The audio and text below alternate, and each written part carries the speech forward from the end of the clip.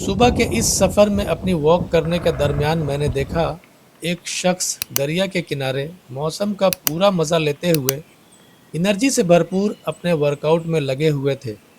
कभी बैठकर अपनी टांगों को हिलाते, तो फिर खड़े होकर अपने हाथ को ऊपर नीचे फेंकते, फिर दाएं बाएं अपने आप को मोड़कर अपनी एक्सरसाइज करते। दोस्तों, इसका फ़ायदा क्या है? तो चलिए समझने की कोशिश करते हैं। बैठकर अपनी टांग को जब हिलाते हैं तो टांगों के जॉइंट्स, घुटने और एंकल फ्लेक्सिबल बनते हैं। ब्लड सर्कुलेशन भी इम्प्रूव होता है। थकान और सूजन कम महसूस होता है। खड़े होकर हाथ ऊपर नीचे फेंकने से कंधे, कमर और गर्दन की टाइटनेस कम होती है। अपर बॉडी मसल्स एक्टिव हो जाते हैं। हार्ट रेट हल्का बढ़ता है क्योंकि वार्म अप इफेक्ट मिलता है।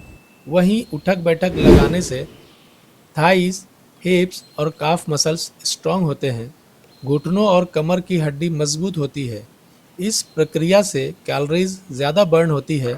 बैलेंस और स्टैमिना भी इम्प्रूव होता है। लेट कर टांग ऊपर नीचे करने से पेट और कोर मसल्स स्ट्रांग होते हैं।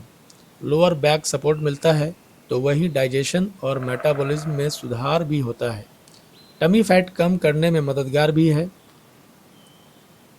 फिर मुलाकात हुई ऐसी शख्सियत से जो शांत मुद्रा में बैठकर लंबी लंबी सांसें लेते और छोड़ते। तो दोस्तों, इस एक्सरसाइज के अपने बड़े फायदे हैं। आइए समझते हैं। शांत मुद्रा में बैठकर लंबी सांस लेना एक प्राणायाम है। इसे डीप ब्रीदिंग भी कहते हैं। ऐसा करने से स्ट्रेस, टेंशन और एंजाइटी कम होता है। लंग्स की कैपेसिटी बढ़ती है क्योंकि ऑक्सीजन ज़्यादा मिलता है।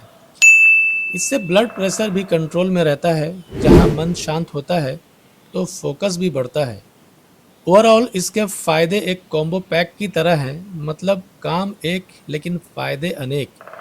जैसे warm up plus strength plus flexibility plus breathing, सब कॉम्बाइन कर रहा है। मतलब पूरे शरीर की एक्सरसाइज बिना किसी हैवी इक्विपमेंट के। रोज़ ऐसा करने से फिट बॉडी, फ्रेश माइंड और स्ट्रॉन्ग इम्यूनिटी बन सकता है। ये रूटीन असल में एक natural yoga plus physical exercise plus meditation combo है।